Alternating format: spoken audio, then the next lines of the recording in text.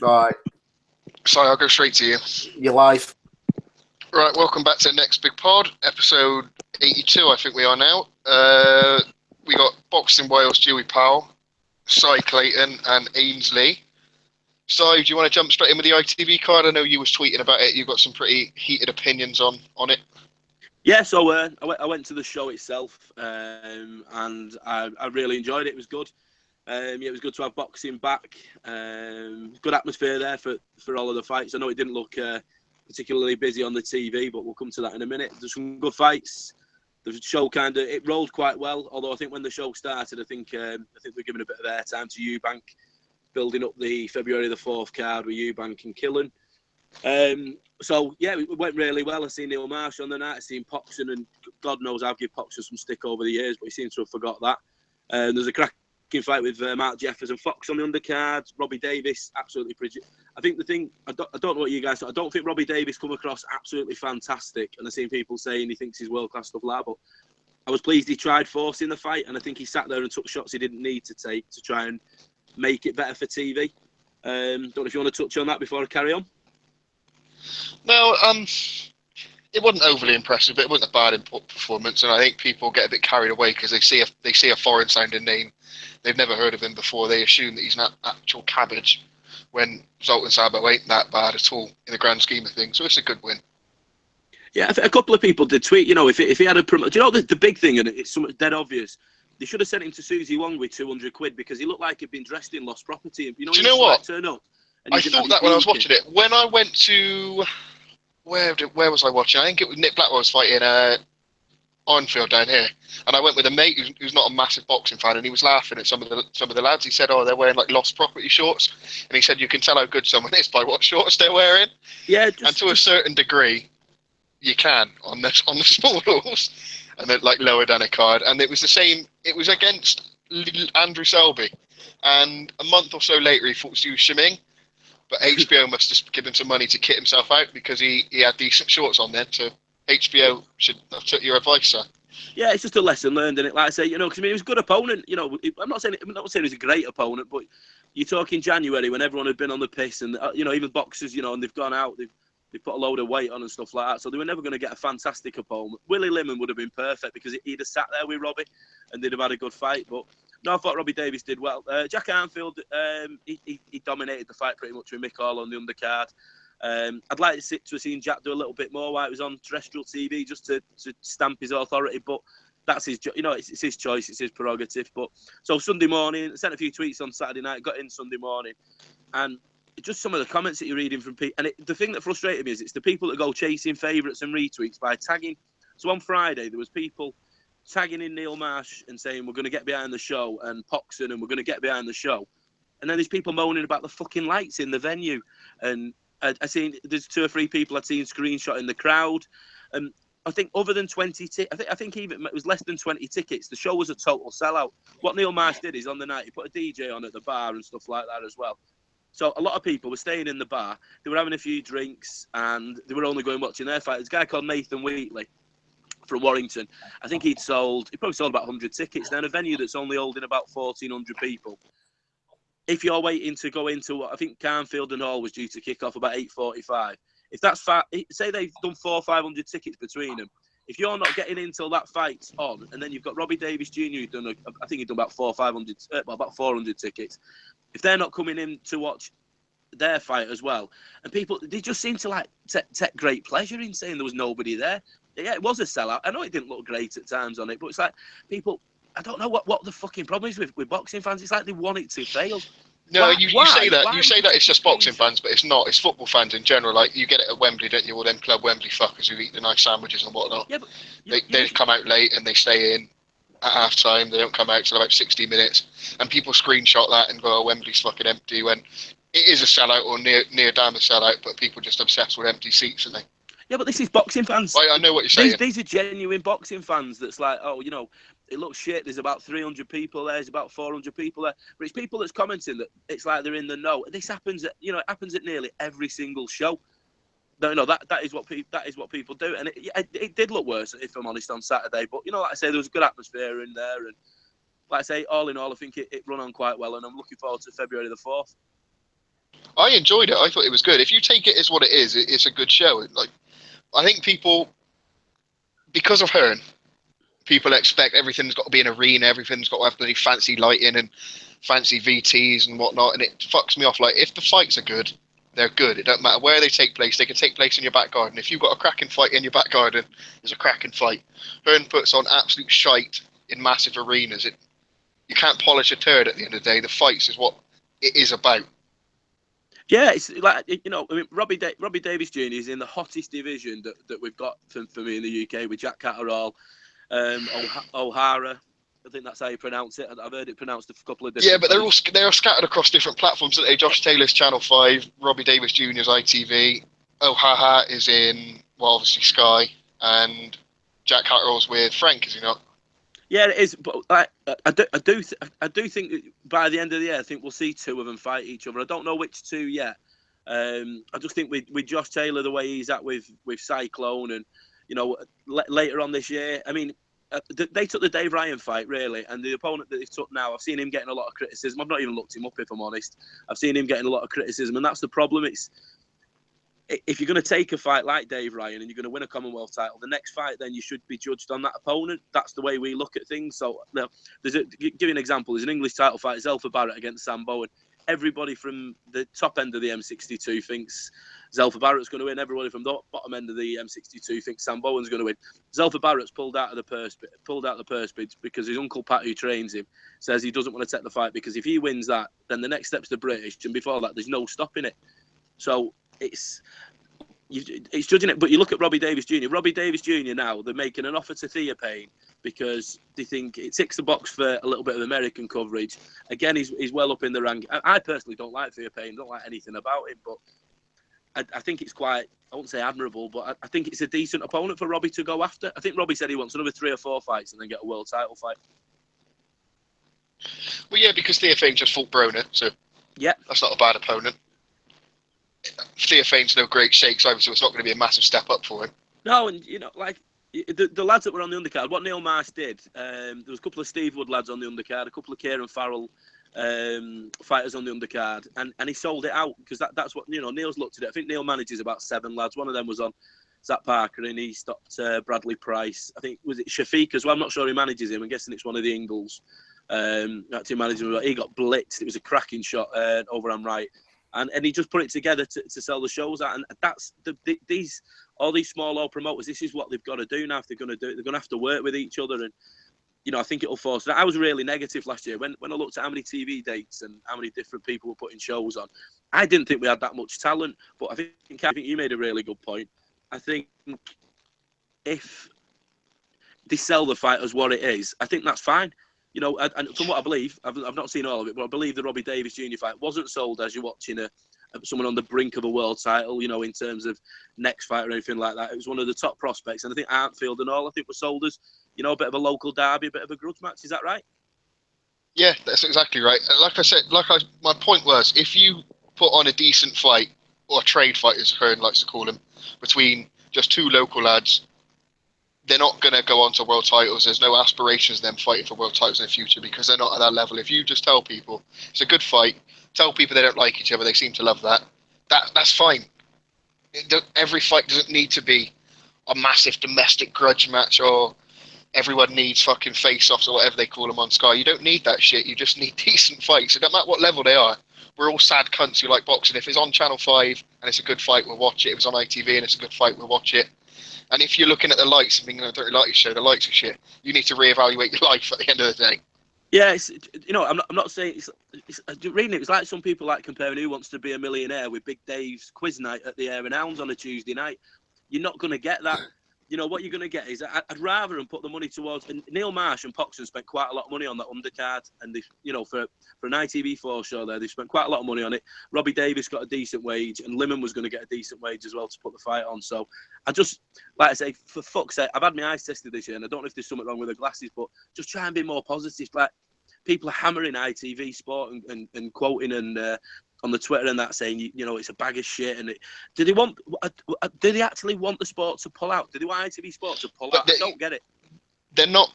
Some of them aren't boxing fans. They're like matchroom casuals. Yeah, they think they're boxing that's fans. And if it ain't served up by Matchroom and Sky, they ain't interested. They look at it as like an inferior product. Yeah, so all in all, like I say, that'll do me for me little rant. Like I say, I think I've covered off everything I wanted to say there. I'm looking forward to the ITV pay-per-view show, obviously because Ryder's on it. But no, I think they've put together a decent card and a little bit. I know we're touching on the BT schedule at first. I just think we jump into stuff, and when it was going to be Eubank and Killen, it was dog shit. No one wanted to see it. It shouldn't be pay-per-view and stuff like that. Now, 2 weeks out, most people are saying, yeah, it's a decent card. If it was on Sky or it was on whatever, I'd watch it. So if you're not going to pay it, all right, I get that. And I know we've all got our views on pay-per-view and stuff like that, but let's try and just support it a little bit more. Let's get them to put some of this fucking money into the sport and put these shows on. Because I think the plan is for ITV. I was talking to somebody at the show on Saturday. They're looking at doing 3 pay-per-views this year and 6 small shows. So I'm guessing Eubank's going to be the flag bearer for the pay-per-view. But if we get 6 small shows like Saturday night and the main event holds up, then fucking win-win. Dave, do you want to add anything, mate? Yeah, I enjoyed the show on Saturday. Watching it, I didn't feel like it was missold at all. Obviously they touched on the Eubank show coming up next weekend, but we all know that's not a real world title. But apart from that, the fights that we saw, I think they were pitched perfectly. Interesting venue. I actually got graduated there. I know it's not the biggest venue, but I was a bit baffled by the criticism that the sort of setup and how it looked. First and foremost, like I said, it doesn't fucking matter. Any real boxing fan honestly doesn't care about the seat layout on the telly. I know it's a bit different to actually go to the show.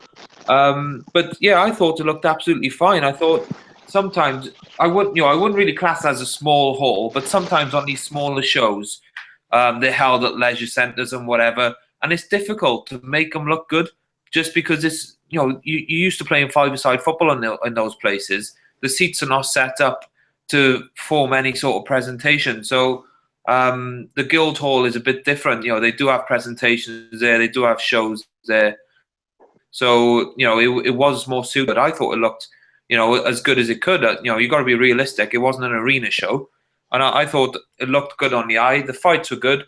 I've known of Mick Hall. I've met him once or twice. Don't know him, but I've known of him for a while. And I can remember in his first couple of pro fights that I saw, he was really skillful, really flashy. And I thought he got robbed against Arnfield in prize fighter a couple of years ago.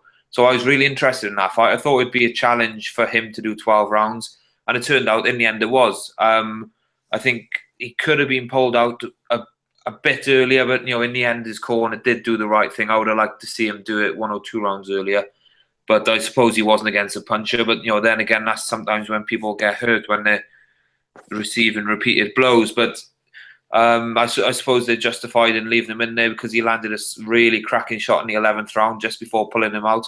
But I was glad that his corner didn't take. Well, he's fucked off, isn't he? He'll be back on in a sec. Ainsley, you got anything to add, mate? Before Dave comes back on? No, I didn't. I watched a bit of it, but not much to say that's not already being said. Cool.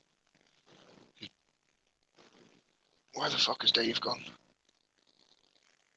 I tell you, do you know what one of the best things was as well? I think it was great to see somebody come out with a quite unique ring walk tune, because the King of Wishful Thinking, I just thought was the Dog's Bollocks from Robbie Davis.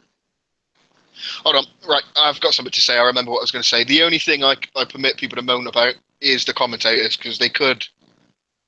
I think they've gone with a safe option of just finding people.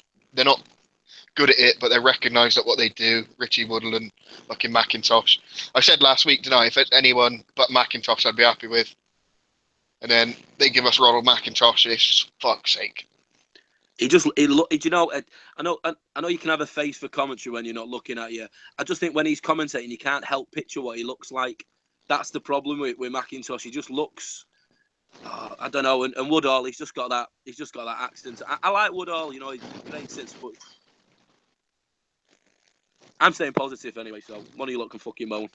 I don't mind it. I think as they get more and more into it, they'll figure out a commentary team they actually want to stick with. Yeah. They might have just done this one because they're both well, Richie Woodall's a slag and he'll work for anyone if you pay him. I can't imagine people. Well, he does. Who's he done? Box Nation. Has he been on Sky commentating? I know he used to do ringside, didn't he? Yeah, he does Channel 5, does the BBC Olympics. I think if you chuck him money, he'll work for you. Simple as that. Yeah, that is true. One of my mates put Sportsman's Dinners on, and he lives near Cannock, so I know Richie pops over. I think he gets a free steak and chips, and he does the MC all night for the gig. So yeah, that is true. He is a slag. Right, Dave, crack on. You're muted. Come on, Dave. Fucking hell. Sorry about that, lads. I had no idea what I dropped out. I think I dropped out when I was just about to talk about Atif Shafiq. I'm not sure where he was dropped out of, but go again. Sometimes the point I was going to make, matchmakers get a little bit braver when they're matching a prospect on their show that they have, a stake in, but not a complete stake. I know he's an Ingle fighter, and I've got to be honest, I did raise an eyebrow seeing the guy who's fighting 5-0 with 4 knockouts, and he's not fought the highest quality. I know he's like 16 or 17-1, but he's not fought the highest quality of opposition, and that matchmaking did surprise me. And then obviously the result, he got cleaned out in about 40 seconds.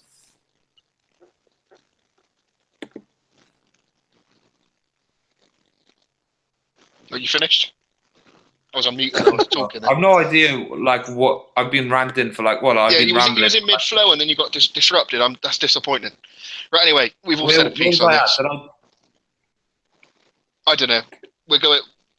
Ignore me. Professional than usual this week. Right, let's move on. Let's go on to two cunts who find themselves in partnership with each other. David Haye and Richard Schaefer. It's a match made in heaven. Both despicable.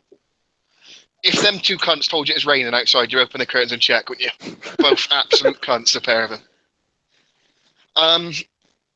Ainsley, we got into a little back and forth about this, didn't we, over what the details of it is, but it is basically just Haye and Schaefer 50-50 over here. So I don't really see the point of it unless it's not. Schaefer's in. Schaefer's fucking obviously deluded and listened to what Haye's told him. Haye's got no clout with any network over here now. He can say what he fucking wants, and it sounds like a fucking stupid thing. He's only on Sky pay-per-view because Bellew. It's not because, it's Haye. They don't give a shit about him. He got fucking blacklisted after that. Harrison forced it, He did. I know what you're saying, but he's just bullshitting his way through into it, hasn't he? But what's he going to do? His name holds clout with. What's he going to do? His name holds clout with casuals and that. And if they see he's linked to something, you got 3 million fucking viewers on Dave. But it's fucking not proper viewers, is it? It's only people who are going to be watching for him. So if Schaefer wants a route in, what's the point in having a route in where you've got to have people on Haye undercards, which are going to become increasingly less and less? I mean, come on, man. What? Box Nation aren't going to fucking have him. I don't know. They're not. He's not going. He can't. Where's he going to get a date on Box Nation when there's all this BT shit and they've already given stuff to MGM and that? Where's he going to find it? Where is it? Where is it going to end up? And what is it going to be like another failed David Haye venture? What's them two fucking cunts the Salter brothers gone that he was working with? Has he fucked them off now? Still fucking about. I don't really understand it. Copy. Haye was very complimentary of Chris Eubank Jr. fighting on ITV pay-per-view. I've seen that. They've done an interview with Haye as well, haven't they, about everyone should watch it. Yeah, and I don't think he's doing that out of the goodness of his heart. No, he wouldn't, unless he's getting paid for something. Well, don't forget ITV. The reason why they come back in boxing was that ITV, February the 4th, was meant to be David Haye against Shannon Briggs on the first pay-per-view on ITV. So was it? Yeah, that was the plan. Yeah, the ITV they approached David Haye. They spoke to David Haye, and that was the plan. When I say February the 4th, that's the whether that was always going to be the date for the first pay-per-view. But yeah, that's a fact. It was David Haye and Shannon Briggs. They got past first base in terms of talking. So it wouldn't surprise me to see it pop up on ITV. To be honest, out of everybody, I've just got a feeling that Heyman's in over here, if you know what I mean. He's not got the best relationship with Eddie anymore, is he? So it seems. Do you know what? Schaefer is a sham promoter for him. David Haye will do anything for a few bob. But they've all. I just think it could be PBC's attempt to crack Britain or try and crack it.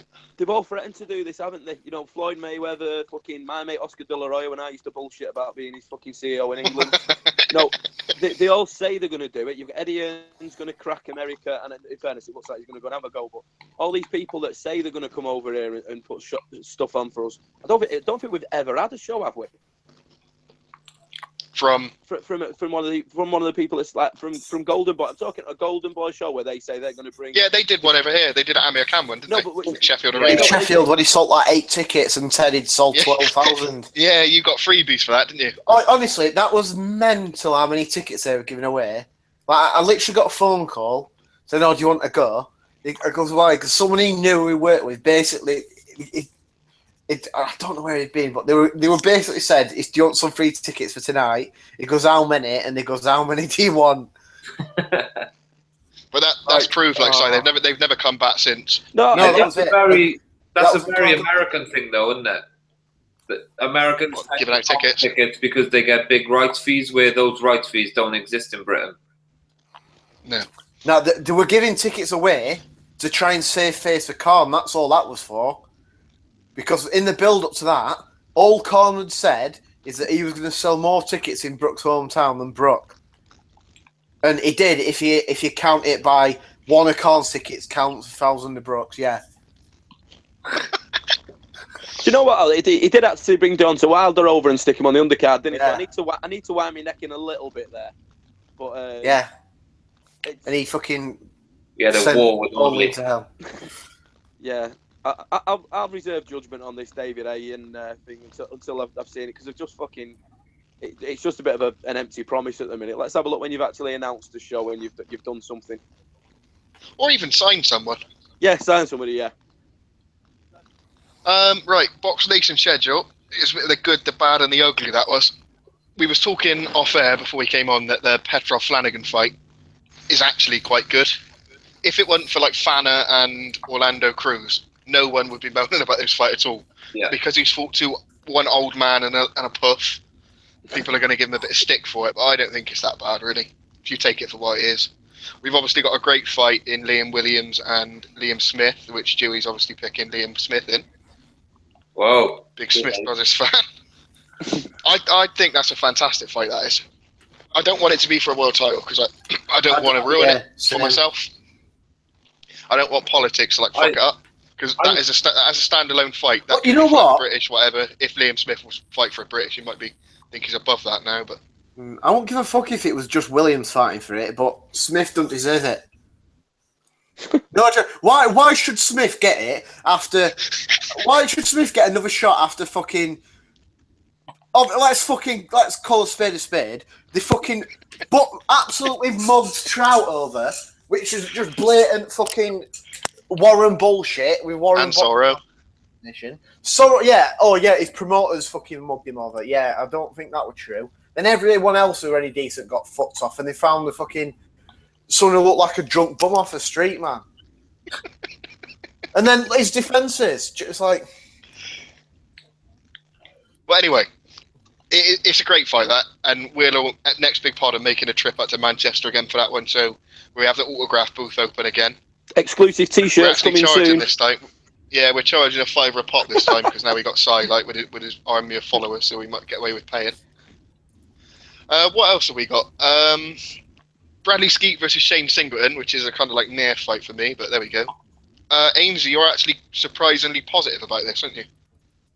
Oh, me? Yeah, about Bradley Skeet in general. What's the fucking...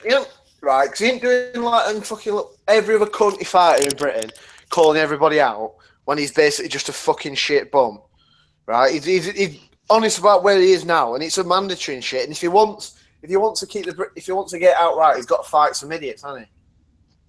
So all you cunts out there who say Ainsley's not positive, you just heard him be positive, so you can fuck yourself. Si, is Parker Huey Fury done, or just not been announced yet? Yeah, I'm led to believe it's about 95% done. Do you know Just a question, like to the three, and I know I'm turning it on you a little bit. So Liam Walsh was virtually done and signed for Terry Flanagan, and Flanagan's team said that they wanted a lightweight. They didn't want a super featherweight. They wanted a lightweight, somebody genuine to be judged against, because they pick up on the bit of stick they've got. Rumours that Verdejo's done for New York in June. Would you rather have Petrov, or would you rather have seen him fight Walsh? Good question. Probably Walsh. And what do you think could have gone down better, like on Twitter? Because Twitter, like a lot of people, like they don't really know Petrov. Walsh definitely would have gone down better. Say that again. Walsh would have gone down better. Yeah. Because I think most people. It's simple. It's two Brits, isn't it? People love that sort of shit. Yeah. Okay. But the Petrov fight, I don't mind at all, really. Like I said, if it weren't for the Fanner and the Orlando Cruz fight, and no one would have a problem with it, just because he's fought two turds and now a step up from a turd. But you know what I mean. Well, any news on who Billy Joe Saunders is fighting? Because you lied to us and told us it was a Langford. Yeah. So as of Monday morning, it was going to be Langford in Manchester. Now something's happened on Sunday or on Monday, and. Bit of an exclusive. I know I've dropped it in the chat, but apparently Billy Joe's looking at Murata now in Asia. That's he says he's looking at Murata. He says he's looking at Murata, but he's got to fight Murata at some point. So he can get fucked if he's trying to claim that he's taking a hard fight for once. But it's better than the Langford fight, isn't it? It is, but it's like a mandatory. He's not fucking doing this one. Try to take credit for a fight that he's got to take at some point anyway. Oh, yeah, about Langford, that Langford-Cunningham fight, I like that as well. Hey, have you seen the Leicester Arena? Have you looked at it? It looks a really, really good venue, that, you know. I didn't know they had an arena. I was really surprised when they said they was going to Leicester. I've never heard of a fight taking place there before. No, it does. It looks really good. Jack Catterall's on there as well, on the Manchester card. That'll be apparently, BT had put a lot of pressure on Frank, because the last 2 Mondays was when Frank was meant to be announcing his schedule. So BT's put a hell of a lot of pressure on Frank to say, listen, we need to get this out there. And I know they've held a couple of stuff back, like till next week, like the Joe Joyce signing. I think that's not being announced till next week. Billy Joe, I think, is being announced later on this week, beginning of next week. And then obviously they've got Huey and Parker up the sleeve as well. It was like they announced the card on Monday. People started pulling the Copper Box show apart.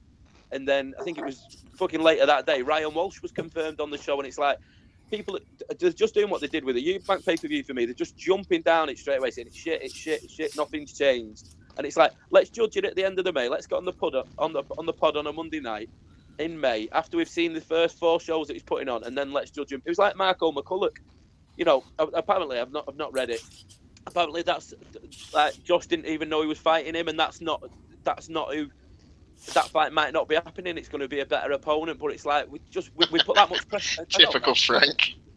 Yeah, it's typical Frank, isn't it? But it's like we're that demanding, and we wanted to see it, and he's come out with them first 4 shows. Now, rather than judge him on what's on that shitty screen that like looked like it was in a fucking sports hall or in you know when you were at school or something like that, I'd rather judge it at the end of the May when we've seen like if Huey Park, you know, VIP tickets are £500 now, even with Frank for the Manchester show. That can't be for Flanagan, Petrov, and for Walsh and for Williams and Smith. It can't be. No, it's £500 to get a VIP ringside ticket for that fight. So you'd hope not, anyway, wouldn't you? Say it again. You'd hope it wouldn't be just them 2 fights. Yeah, you would. You'd hope it wouldn't be, and. Like I say, I just want to reserve judgment. Like I say, there's a lot of things, you know, like there's a lot of people to be added to the show. And if Frank had have gone balls out on his first announcement and said, right, this is what we've got, it's only going to go downhill from that. So it's kind of just, I think he's gone out there. He's tested the water a little bit. He's put the schedule out there. Let people make appointments, make plans and get their hotels booked and do whatever else. But I think the shows are going to get better and better and better. Yeah. Sorry, I don't really know what people are expecting from Frank to go what he's been doing for the last sort of 3-4 years to then some pulling out massive fights out of his arse out of nowhere when he ain't got the stable to do it. That's what the first year is going to be, and it's going to be building the stable, building up some of the prospects he's already got, getting Billy Joe back into any decent shape, trying to get him a big fight. Huey's got the world title fight, which if crossed he loses. If Huey Parker's on that card, I think I'll not go. I'm fucking... Carl, don't be a fucking idiot. Deadly serious. Just don't watch it. Absolutely fucking disgraceful, man. Everybody around fucking boxing shitting themselves because of what they think what's going to do if they fucking actually fucking say what's going on. It's embarrassing. What's that about? Embarrassing. You know exactly what it's about. Them fucking dirty bastards failed a test. And this is not, they allegedly failed a test. They fucking failed a test. And everyone making excuses for them can fucking go and hang as well. Absolutely pathetic, man. Absolutely fucking pathetic. They've both been sat on the fucking hands for ages. It's fucking. Hey, did anyone else think Huey looked a bit more trim than usual? Yeah, his skin looked a lot clearer, didn't it? Yeah, I wonder why. Yeah, he looked smaller as well. Yeah, shocking, isn't it? Wonder if he has got to juice. Wonder if he has a flare up in the next few weeks again. It's fucking. Honestly, that is and like I know I whinge about everything, but just sit and think about what's going on with them. This is fucking disgraceful, man. It's disgusting. It's a fucking sport where cunts are punching each other in the head, and it's just fucking everyone's just letting it slide or just ignoring it. It's fucking bullshit, man. Ainsley, I touched on this on Boxing Wales today. Not specifically this, but I did a column about the ITV show being on pay-per-view and the whole show being on hit pay-per-view, which is what I disagree with anyway. I just dropped in at the end as a side note. Everyone talks about that drug users in sports shouldn't be given a second chance, whether they mean to use drugs or not. We should have a zero tolerance attitude towards PED users. And Kid Galahad had a banned substance in his system and he benefited from it. But now he's boxing on the Boxing Sports show, and this is the fourth promoter who's used him. He first boxed on a Neil Marsh show, then he boxed on an Eddie Hearn show, then a Frank Warren show in Cardiff, and now he's on Boxing Sports show. So the sport are not really, we obviously have the British Boxing Board of Control and UCAD to govern us, but I think the sport's got to step up and govern itself as well. People weren't fucking dodging what went on with Galahad, though, were they?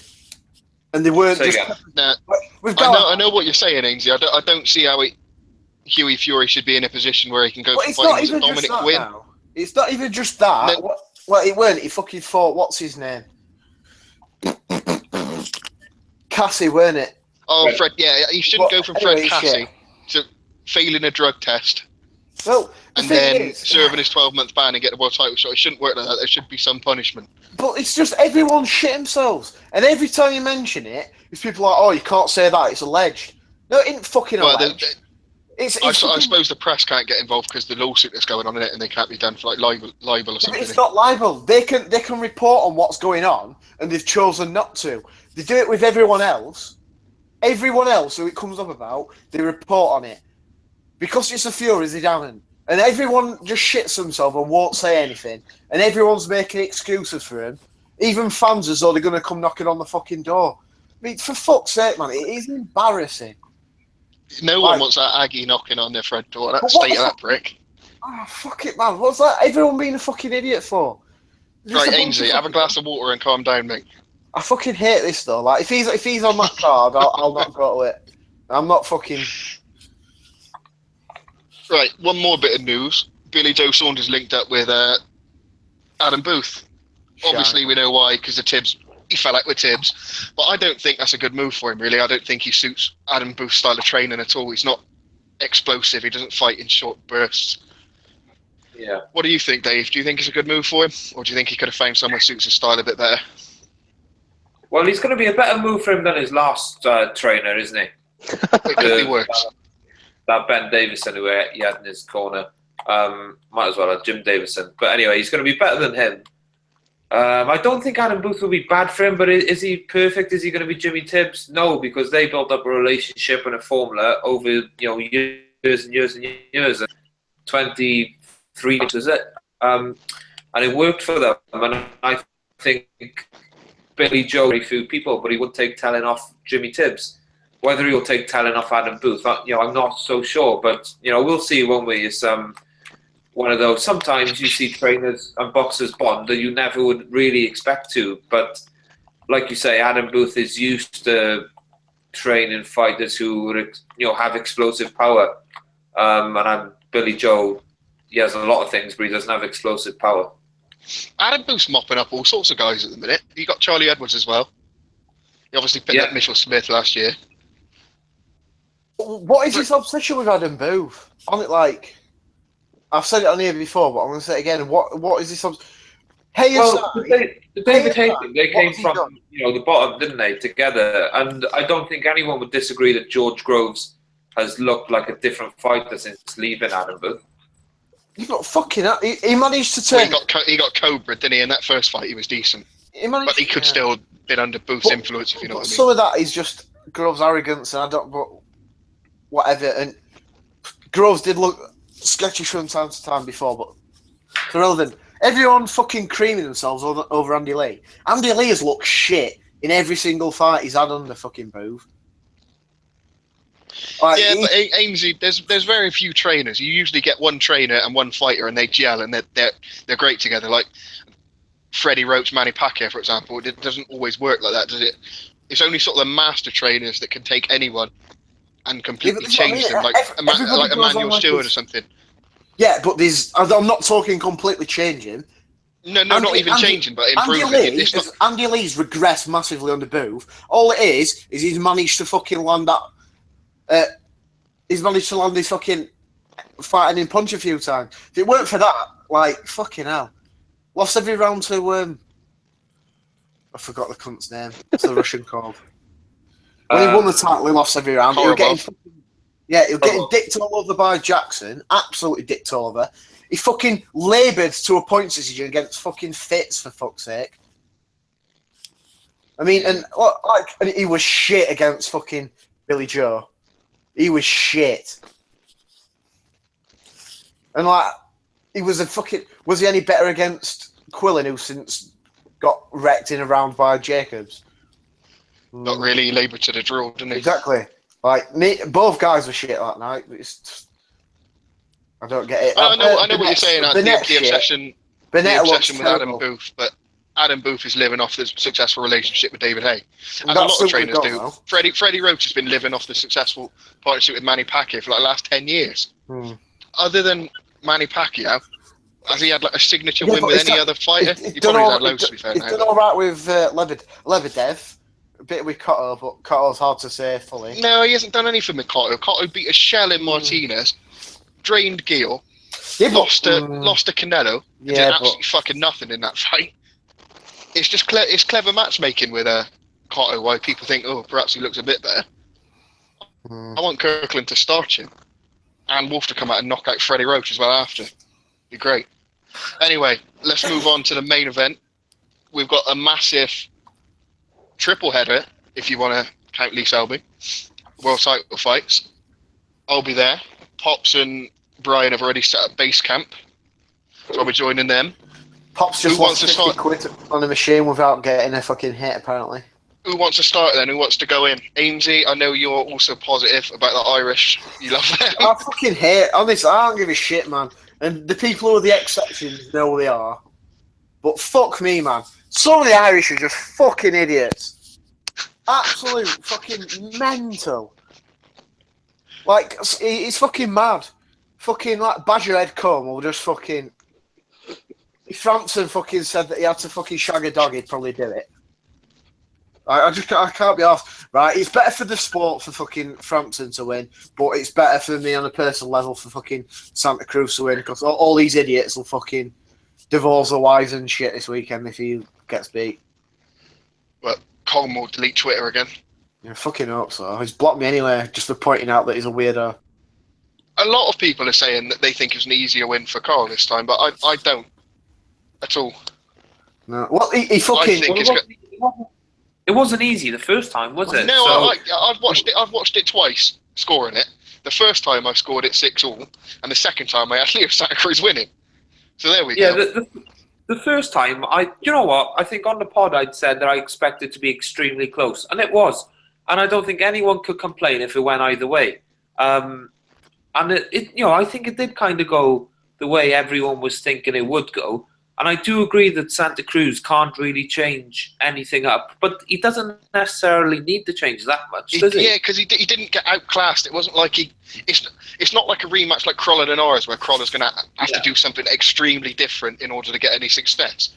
Leo Santa Cruz can just do what he does and throw 1,000-odd punches. Yeah, but if Frampton lost the last fight, he couldn't have complained about it. No, of course not. It wasn't a robbery win. It was just a close fight. Like De Gale and Jack was a close fight. They happen.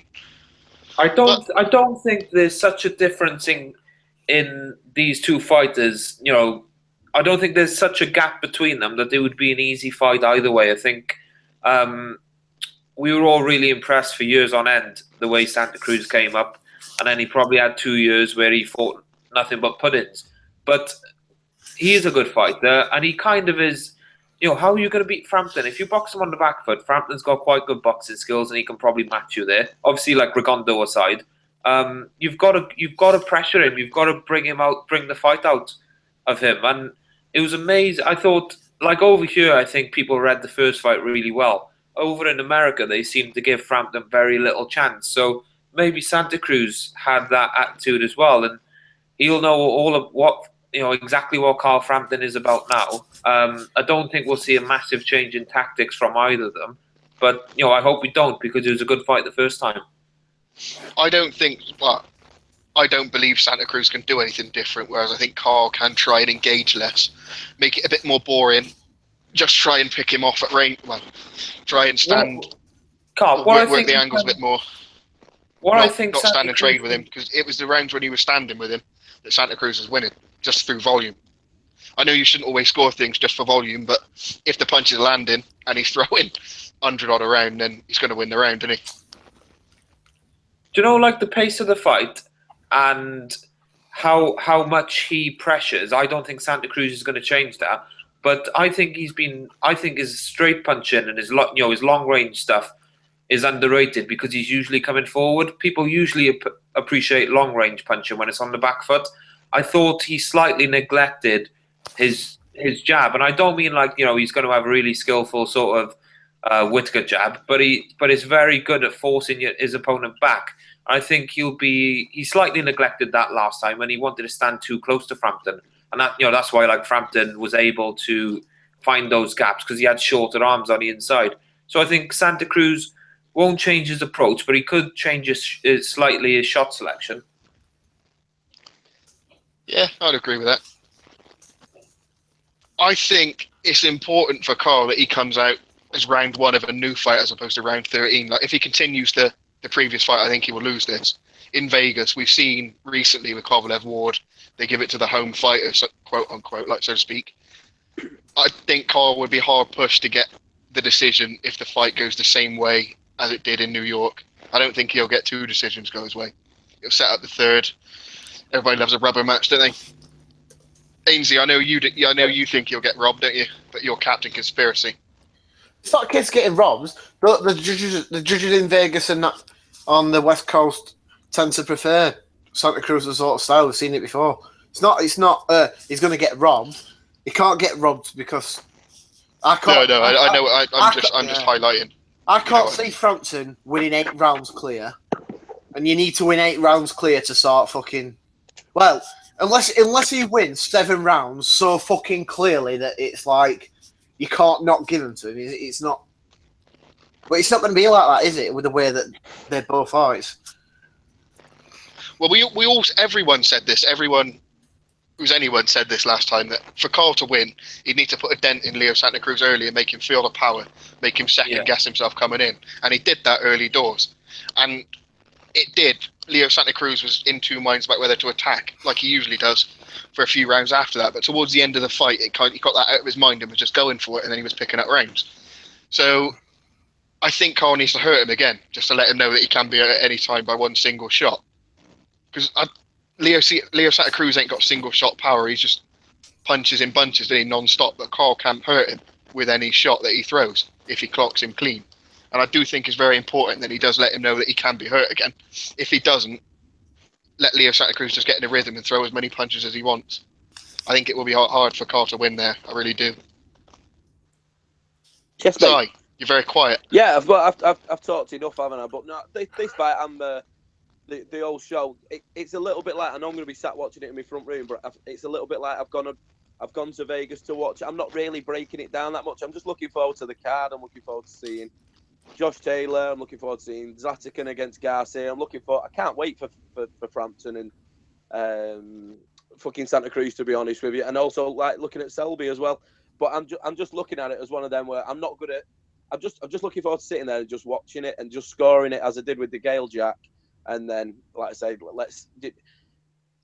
if you put a bit of money in my hand, what would I put my money on? I think Garcia's going to slap Zlatican because I think he's very overrated. And I know we've had I think there's a bit of a wank fest over him. I think he might be exposed a little bit on Saturday night. I think Selby, I'd like to see Selby win and to win by stoppage because I just think it sets it up for Belfast and Frampton if he wins. Frampton, I'd really want Frampton to win. I'm not into all this. I want him to get beat because of other people. I want Frampton. I think if you really, really push me, I think Frampton might. I know people say that you don't get 2 decisions. You get fighters that just tend to get those close fights and keep getting the decisions. I think Frampton will probably, at a push, I think I'm going to go Frampton to win on points. And an interested spectator sitting ringside, a particularly interested Dave, will be Josh Warrington. He's going over, is he? Yeah, so the plan was Steve Wood was planning to take Terry Flanagan over. Obviously, with the Videjo rumours going and obviously the Mikey Garcia potential there. He was taking Josh and Terry out there just for a bit of exposure. And, it's not something that Steve normally does. Terry can't make it. So Josh is still going out there. So, obviously, Marco McCulloch's not on that level. But that's, like I say, that's fucking disgraceful, that. Let's all keep our fingers crossed that Josh Wharton's not going to renew his vows some point this year, and then we can get the fight on. Maybe that's why he's in Vegas. Right, the Mikey Garcia Zlatican fight. My head says Mikey Garcia is going to just school him, but my heart, because of my dislike of Shep, is praying that Zlati can knock him out because that's a massive alpha Shep. That is a massive one. I've been thinking more and more as it gets closer that Zlati's got more and more of a chance. I don't think he's got much of a chance. I don't know. If Garcia is as good as he was, Zlatican can't win, in my opinion. If he's missed a beat and the weight doesn't suit him, because he did look quite podgy in his fight back, although he looked good, I think Zlati's got a chance. But gun to my head, Mikey Garcia is going to look as impressive as always and stop him. Dave, what are you saying? Don't know. I know you there, Dave? Yeah. Can you hear me? You sound a bit like a robot, mate. Do I upgrade your like a Wi-Fi, robot? Dave. That's better. Yeah, I think Garcia will win. Garcia by stoppage. Good. Do you want to talk about Selby and his opponent? Because I don't really want to talk about either, but I know you will. I'm not massively enthused by the fight, to be honest. It's a former world champion. The third Selby would have fought. I think it was apparent the defense that Eddie wasn't going to give him a voluntary. In between, it was quite him like that anymore. This is the last fight of the contract. There's no money to be made in bringing Barros or Britain or whatever. So I'm just thankful that they've managed to line it up on the same show as Frampton. It's not going to be anywhere near it on the broadcast in America because it's headlined the Show Extreme show, which is a couple of hours before. But at the same time, he gets to fight in Vegas and then sit down and watch, the big fight that he wants to be involved in. He wants the winner of Frampton and Santa Cruz. The best result for Selby is for Frampton to win again, because if Frampton loses, they're probably going to have a decider in LA. But yeah, he's got to deal with Barros. Barros was I think he had the WBA title in like 2010, 2011, something like that.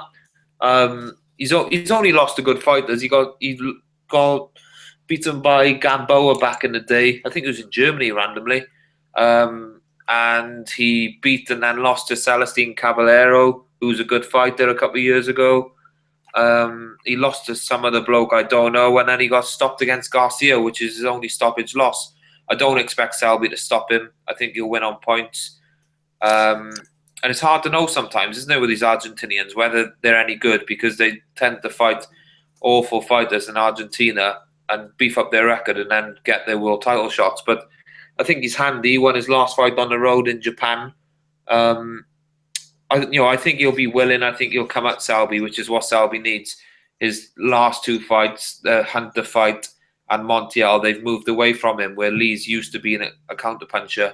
And I think style-wise, he might look flashy. He'll look good, but I don't expect him to get a stoppage.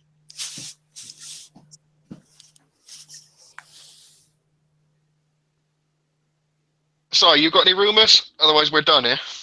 Yeah, well, to be honest with you, it's kind of led to the Brian Rose Jack Armfield fight. That there was a pretty decent offer was put to Brian Rose to fight Martin Murray. That was looking like it was going to be on the card potentially, but other than that, there's nothing, mate, this week. All right, well, that is us done. Thanks for listening again. Sorry it's been less professional than usual, which is going some, but we'll be back on form next week. Cheers.